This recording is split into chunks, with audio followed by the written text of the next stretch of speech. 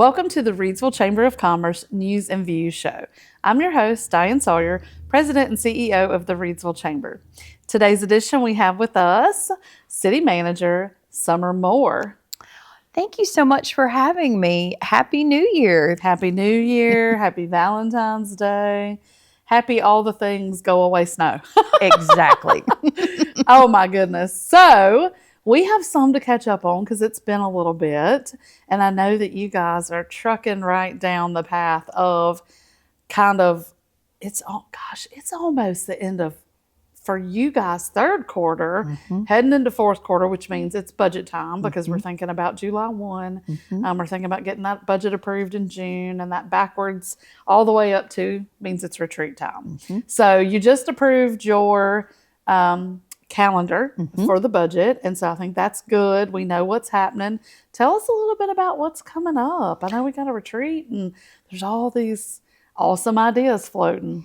Thank you so much for that. So yes, so it is hard to believe it's that time of year that we've already started to work on fiscal year 25-26 budget calendar. So we presented that to City Council on Tuesday night. Kind of where that kicks us off, we are looking at having our retreat, and I'll talk a little bit more about that in a moment, but our retreat is next Thursday and Friday, and that's a great time for council and staff to work together and lay out priorities that council may have for this year, and then also maybe for staff to bring to council's attention some things that we're aware of this past year that we need to try and be proactive and plan for as we go through the budget process. So that kicks us off next week. And then with the budget process, we move forward, I believe it's March the 2nd, and when I'll give out all the detail to the department heads on what they need to expect for the budget process. One thing that we also do, mid-March, we start projecting revenues for the budget. One of the things that we've always believed in is you really need to project your revenues before you can truly understand your expenditures. We've always been adamant in that because if you get your expenditures first, you don't know revenues. So it's much better to project revenues, see what you can afford, and then where cuts may or may not be needed when your expenditures come in. So we'll start projecting revenues probably mid-March. One of the things that I actually learned about revenues as I was at my city managers conference, city and county managers conference last week in Winston, was sales tax. That was one of the things that they had encouraged all municipalities and counties as we go through the budget process to be cautious of what you're budgeting for sales tax. They said that a lot with inflation, of course, has increased our sales tax the last few years, but they have started to see sales tax starting to level off. So they told us just to be very mindful in projecting sales tax for the upcoming year, maybe to take it down a couple percentages, that revenue may not be as strong when we're going through our budget process.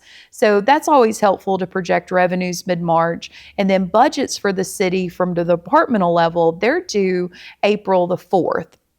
So that is, that's kind of impressive. You get it April the 4th, then we actually sit down, myself and our two assistant city managers, we sit down and we go through line item by line item of those budget requests by each department head to see exactly, what the need is this year, what's equipment, personnel.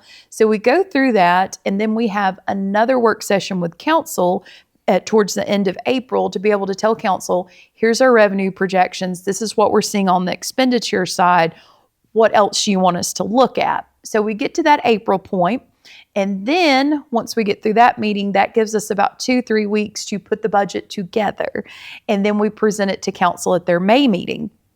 We also put in our agenda packet for the May meeting, any questions, because that's the first time council and the public are actually getting to see the full budget put together. So that's done at our May meeting, and then we'll set up another budget work session with council mid-May, since they now have the final budget to look at, the proposed budget, and then we will have proposed adoption at our June city council meeting. So it's a long process. It's a very detail-oriented process.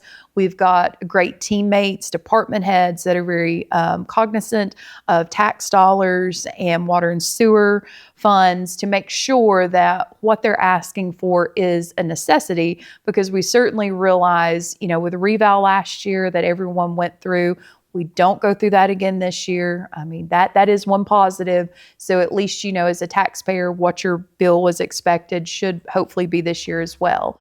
So just a huge kickoff, which that then leads us kind of into the retreat that you and I were talking about. So the retreat, we've got several items on the retreat to talk about. One of the things that we're really excited to talk about is, for quite some time, we've talked about our downtown merchants and our downtown businesses and the importance that they serve for our community as being anchors. And they're truly the heartbeat to our downtown.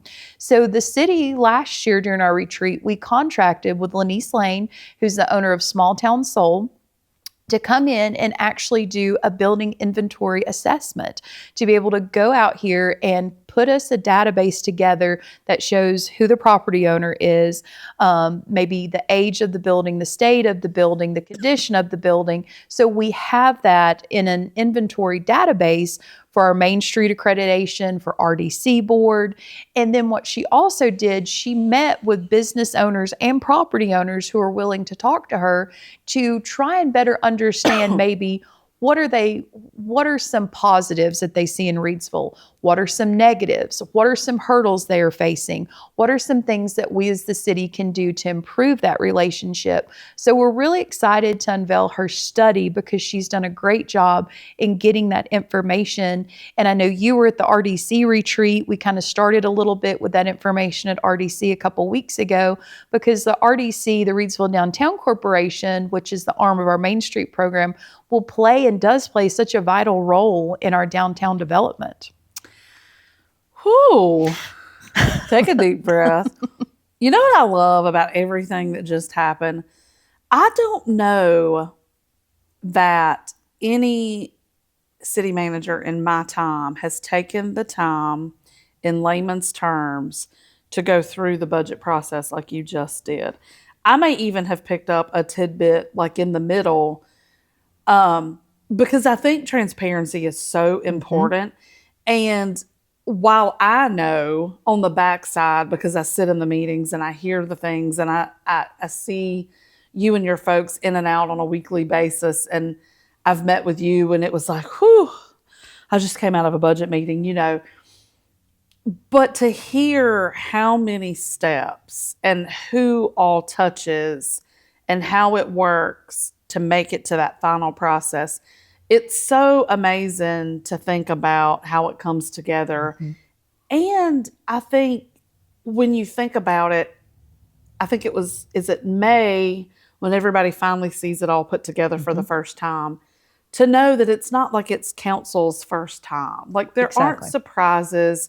It's just a matter of seeing it visually, all on paper, all together, that the numbers match and that you get to where you were planning to go. And I think that's really valuable and really important, because I don't know that everybody understands. And honestly, I feel like you guys spend 6 months planning for the next budget. And by the time you get into the budget, you already know what's going to happen. And then the things that come up unexpectedly, can we make it to the next budget, equipment, that sort of thing.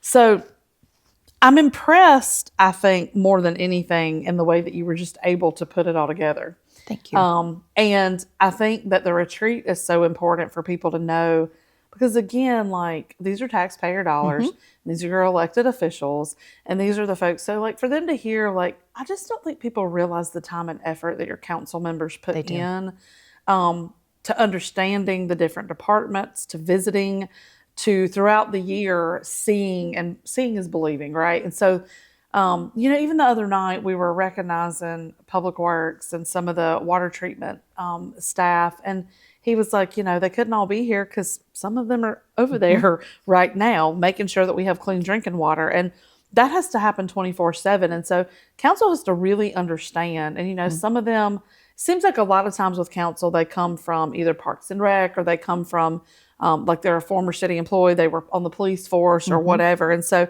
they understand those departments really well, but for them to go understand the other departments is so vital. And so I just, I'm kind of in amazement, I think, at the way that the process unfolds. So thank you for being really transparent about that. And when we talk about the retreat, I know there are some cool things that are out there floating. And one of them, I know we talked about downtown. That is continuing to be a thing. The revitalization, we've got people that are starting to buy into what was started. So you've got, from the Leaf and Teller, and they were already kind of a part of it. And then you guys did your stuff. And then you've got J.R. Cecil, who's purchased 2 properties, and Wright Very at this moment is in the middle of the facelift on his building. You've got Eden Combs, who has done the facelift on her building. There were some other previous properties that were purchased and done where the art gallery is. That had been renovated. Reidsville Area Foundation had been renovated. The chamber did a little bit facelift a couple years ago with our awnings and replacing the stucco work that needed to be done. And in this block, and then you keep moving, and we go all the way down, and we've got the tap house. So let's talk a little bit about, it's Valentine's Day. The vendors are starting to have things. You've got the Leaf and Teller doing Galentine's. You've got shops, and you've got shopping events and some of the merchants, and you've got folks like Sassy partnering with Crave and doing girls' nights out. And so talk a little bit about like what that means to things like Lanice's report and how those two, how that shapes up together for our downtown being stronger. I think that's huge because the momentum that we have going in our downtown, we all as community leaders, local government, the chamber, citizens, business owners, we really need to capitalize on that and show support of that momentum. Just, I think it was Wednesday evening, Leaf and Teller did the Galentine's event. To be able to have, an event on a Wednesday evening to where you could go and, go through the building and just have something for people to come do on a weekday. I think that just speaks volumes. And then to see the different partnerships among the merchants, I mean, the momentum there is huge. And I think that's where the city realized we need to ensure that we are doing our part as Team Reidsville and making sure we're listening to the merchants and the needs of our citizens. And I think that was one of the catalysts that went forward to, bringing the idea to contract with Lanice Lane. Because sometimes it's easier for a business owner or a citizen to talk to a third party who they feel is a safe space. There's no preconceived notion. You're not at City Hall trying to do an interview, which can be intimidating. I mean, City Hall intimidates me. I mean, you actually have that person who's kind of your advocate and cheerleader to go back and be able to talk to the city on your behalf and tell what your struggles are or what you like that the city's doing. So I think that's huge. I also think what Lanice has been doing with this downtown report and building that inventory is going to go hand in hand with our UDO, the Unified Development Ordinance. One thing, and I don't know that I've shared this with you, but one thing that I have been working on is I went to the National League of Cities in Tampa back in November, and we met a vendor down there that's called CityWorks, and they're actually out of Washington, D.C. They're a nonprofit. So we connected with them, and I had a phone call with them last week. What they do free of charge, they come in here and they look at your municipality's UDO for you as well. So it's a free service to ensure that we didn't create more red tape or that our processes are easy for your business community. So I just think that's something that we're going to talk about at the retreat, is that partnership that I think could be available through this resource to, just to add that extra layer to make sure we didn't miss anything, that our consultants didn't miss anything.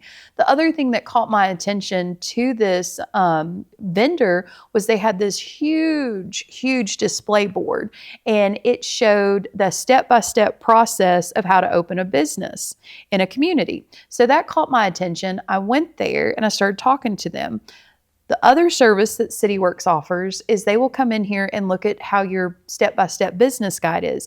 Is that too much? They told me that's insanely too much. No one wants to come in here and open a business when something is from floor to ceiling of all the departments you have to go through. So they're willing to look at that for us. So I think just capitalizing on the momentum that we see in our downtown by looking at providing these resources such as Lanice Lane and this nonprofit that we found who will do these assessments, particularly the nonprofit, free of charge. I think that just reiterates the city's commitment to the process of ensuring we have a vibrant and healthy downtown. I mean, our merchants are spending hundreds of thousands of dollars to renovate these buildings. And we at the city want to make sure that they know we're a partner who's interested in investment as well, because there's been so much discussion about downtown living. If you can get people downtown living, they're going to spend much more in your downtown, which will give rise to other businesses starting to pop up. Also, it would support your existing businesses.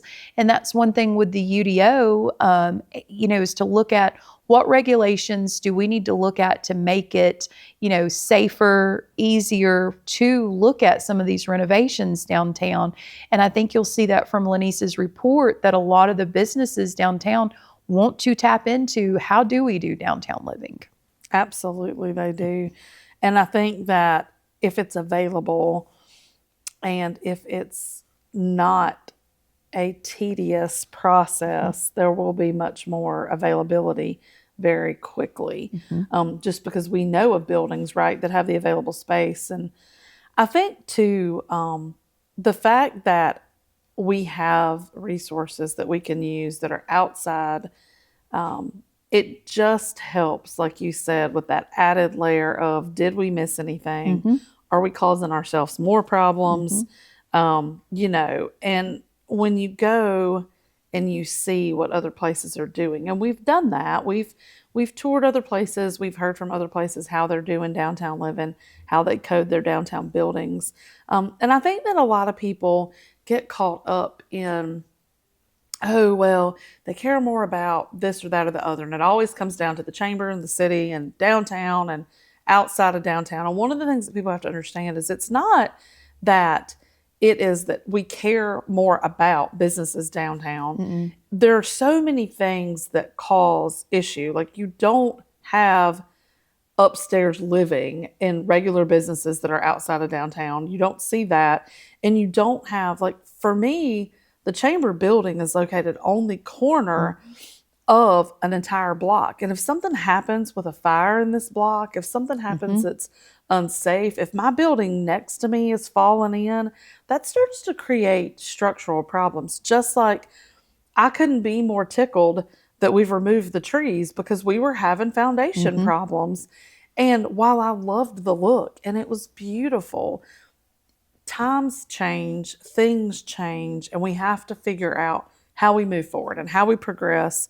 And we are on such, like you said, the momentum is unreal right now.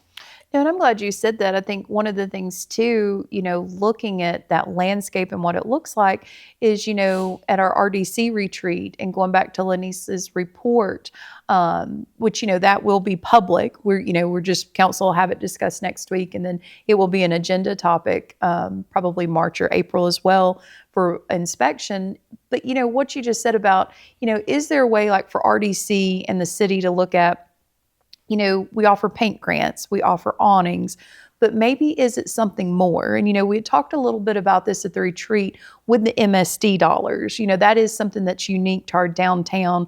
Why we do focus some there is because of the MSD dollars, the additional tax that these business owners are paying to own a business downtown. And I think to be able to look at that and say, okay, the programs we're offering, not a lot of people are taking advantage of it. So what are some things we can be creative as the RDC, as the city, to look at? Do we put a grant in there about engineered drawings? You can get X amount, if you need engineered drawings, that goes back to the, the downtown living, because that can be expensive, architectural plans. And I think that's just where it's going to take collaboration between the RDC, the city, the chamber, business owners to see, what can we do to better invest some of those MSD dollars to grow downtown. Maybe it's not that you need help with an awning or a paint grant. Maybe it's an environmental study that we've saw at the corner. Just trying to get out of the box and be creative with the best use of that MSD dollars. Yeah, and I think too, people don't realize that there's that fund that comes from, every additional tax that the chamber as property owners pays goes into that fund. And, I think people need to understand that, but also what they need to understand from an economic development standpoint is that one of the first places that people, when they are looking at our community, they look to see, have we done all the things in our downtown? Is it thriving? Are we supporting it? Are people visiting it? What does it look like? Because it's a hub, and if that hub is not thriving, they're going to start quickly looking for, well, what else is not thriving in this community? We don't want to be a part of this. And it's very much about a visual, but it's about all the other pieces that come through. And I think you nailed that. Like, if you think about, during our time growing up, we're probably the products of malls and strip mall locations, to your Kohl's, your TJ Maxx that we were talking about earlier. That's where I think times are different now, in that you can go to a TJ Maxx about anywhere. You can go to an Olive Garden about anywhere. The focus now for economic development is what makes you unique. And I think that's what your residents are looking for. I think that's what your industries are looking for, is what sets a downtown unique. Like, I can't go just anywhere and find a sassy Southern drawl. I can't just go anywhere and find a Boardwalk Baker or a Nicole. Or a La Boutique, what makes those businesses unique, that they're not mass production of? And I think that's kind of the trend, if you will, that visitors, new residents, potential businesses are looking at your downtowns. What sets them apart? Because every town has a Walmart nowadays. It's like, what makes a downtown unique? Because I want that opportunity to go there. Well, because people are looking for an experience. Exactly. And they are looking for, whether it's a food experience, a beverage experience, a boutique experience. And you're right, Main Street as we knew it, right? So like the generations before us, because you're right, we're products of malls and strip malls. And, I remember growing up and it was a big deal being from Eden. Like, you could get things at the mall. We had Belk and we had a shoe store and we had an arcade and a peanut shack and all that. But then that started to go away. And I remember, like, even for prom dress shopping, we had a boutique in Eden.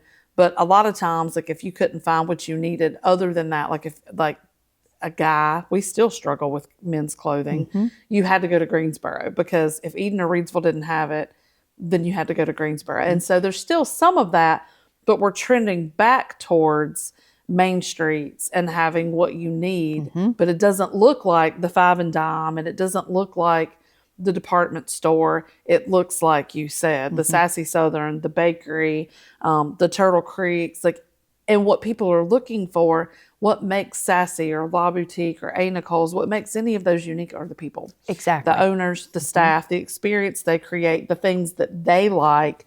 It's not a corporation telling them what they're going to carry. Like, they go to market, they pick out, they post on social media, they ask people to vote. What do you want us to carry? And then the customers are driving Exactly. what the products are and what the inventory is. And so I just saw something came through my email, and it was about an experience, and it was it was a beverage experience. It was like a wine experience. It was the Destination Magazine. Lisa J was, it was their newsletter, and it was talking about, again, that's somebody who's here local, but that has a large reach, and they have their magazines in all of these places. And, their tagline is, "We tell people where to go."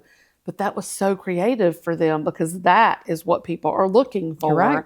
And that's, that's what we're trying to do, is create. And so additionally, all of that, you add in things like your park and how that is new. And then you talk about, like, the splash pad. Again, places to go, people to see, things to do. It reminds me a little bit of Dr. Seuss, because it's very much about what people crave. And what they crave is human interaction. And what they crave is the feeling. We're very much a feeling society. That's a good point. And so now you have the opportunity, with the budget and the retreat, to consistently say, where are we trending? What can we do?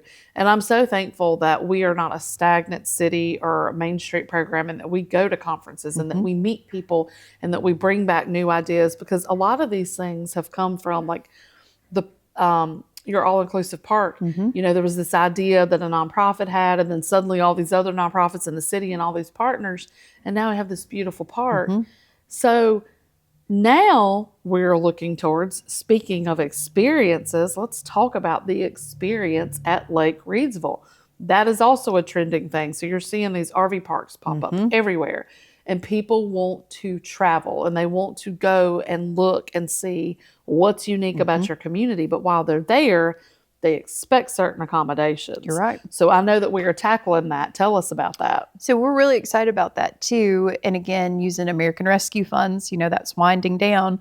But council was very proactive with that in let's invest in the lake. Again, going back to those experiences, providing those accommodations. So kind of the first phase we've been looking at is just bringing all the gravel pads up to a concrete pad, putting new trash cans in that are bear resistant, that are going to last longer. Also looking at paving that loop. If you go out there, it's all gravel right now, but that's in there about asphalt and paving. That's phase one. Phase two, in a dreamer's reality that we've talked about is, do you get some cabins out there? Do you get some yurts? Do you get some tiny homes to allow that as an accommodation to people to rent? The other thing that we've been talking about is what events can we also get out at Lake Reidsville? Is it a youth fishing and hunting day or something to capitalize on our lake? Is it a food truck rodeo? But just trying to think of activities as well to do at the lake to encourage people to come and have the experience of live simply, think big, which of course is our motto here at the City of Reidsville. But we're really, really excited to see where the lake project can go. I think that'll be a project that we can continue to work on for several years just to be that destination point for residents and visitors to our area. I agree. And I think that we have a hidden gem. We do. In Lake Reidsville. And there is something about it that just calls to me. And I have for a number of years. And so we've, there have been things, we're going to add a zip line and we're going to add rentals of things. And so there have been a number of things. There was a new trail. It's part of where the mountain to sea trail should be. We've had Cycle and Sea out there, but it's really time for an upgrade and an overhaul and bringing it up to 2025 and where things need to be. And I just think we have so much potential out there. We do. And it's like you said, we hear a lot about, Reidsville, the lake is a diamond in the rough. And I think, our predecessors and those who came before us, they saw that.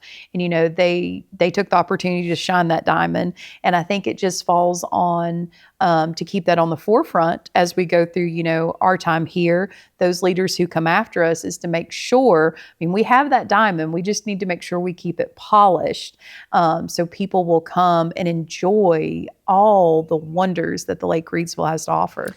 Well, and I think something, again, that people have to understand, when I sit back and I think about the things that you have said about the American Rescue Funds and how you all chose to use them for things that people could see and touch and appreciate, just like right outside of this building.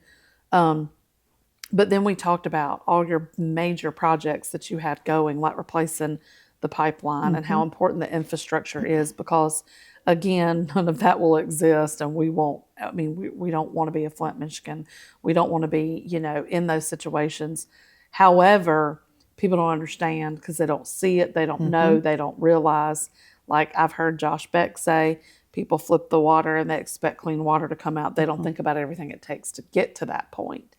And so our predecessors and some really thoughtful, really intelligent foresight on city council, when things were made, and, we've replaced the spillway. Again, most people didn't get to see that. I was a part of Leadership Rockingham that got to go out on the boat and see it when it was happening.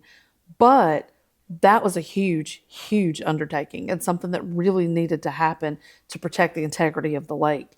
And people don't understand what selling water to Greensboro has meant and how ingenious that was when it first came about. I don't see that doing anything but continuing to be something that is super beneficial for both parties. And, we can all see it coming. You see it happening on the western side. You see it happening on the 29 side. As the interstate's finalizing, it's just creeping. And it's going to eventually meet. And, there's a lot of industries popping up on 29 who need that water access through Brown Summit. There's so many things that are happening. And so we just have an opportunity to both on the business and the economic development side, but also on the tourism side, make it better for not only our citizens, but for the people who want to come here, but the people who also want to visit here.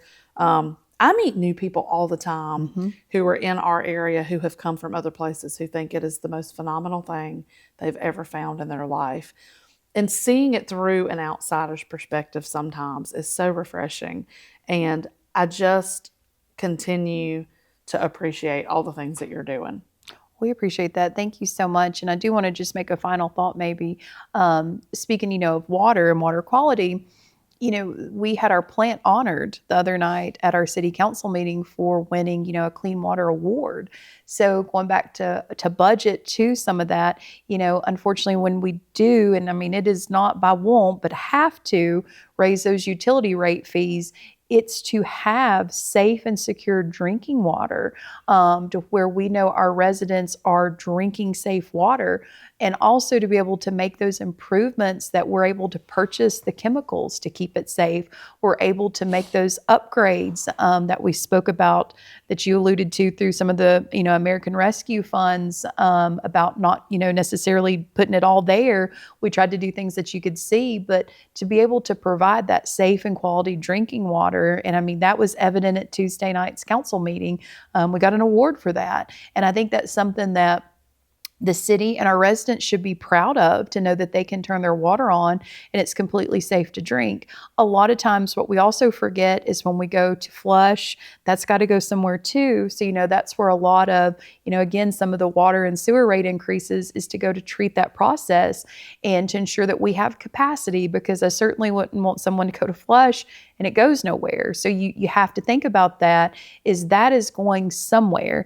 And with the new homes and our current development, we have to ensure that that wastewater plant is being up to capacity. And so that is what some of, our B&R, nutrient removal process is. Also our headworks analysis, when things come into the wastewater plant, those are all very costly projects. And that's part of the water and sewer rate increase, but it's to ensure you as a resident are able to utilize that service by flushing or to turn that water on. Well, and let's take that one step further, kind of as a final, pulling it all together and wrapping it up. Beyond the citizens and the residents, the businesses have to have. And Yes. So many of our industry need clean water to operate. And not only that, again, all of those things are driven by their employees and how many employees they have, and are their employees able to count on, because they all have their own processes like that are very much like your head watch. So, it's a give and take, and people have to understand that. We've had some really unfortunate announcements and some things that have happened. We've had some great announcements. We've had a lot of things that have gone both ways. But at the end of the day, we can't recruit better industry and better jobs if we don't have the capacity and the infrastructure to do so. So it's huge and it's so important. No, and I appreciate you saying that. I think, the biggest takeaway for me as your city manager is we really want we want you to be able to live here, work here, and play here. That way you can have your job here, you have your home here, and you can explore and play here. So live here, work here, and everything we've talked about in this segment ties together for that. Absolutely. Well, we have run out of time and then some. So is there anything you'd like to add as a final thought, or do we cover it? Just appreciate the Chamber's partnership, appreciate all those that tune in to see news and views. You provide a tremendous service by doing this show, also with Roy and his team producing this for us. So just thank you. Thank you for the opportunity to be able to share some of the visions and goals of our community from a local government standpoint. Well, thank you for taking the time, because I know that you have a super busy schedule, sometimes overwhelmingly pulled in a lot of directions, but this is so important. And again, the transparency. So I appreciate the time that you make. Thank you so much. All right, folks. Well, that is it for today's news and views. And as always, you can find us in downtown Reidsville at 140 South Scale Street, or on our social media channels, or on our website at reidsvillechamber.org. That's it for today. Stay tuned. We'll see you soon.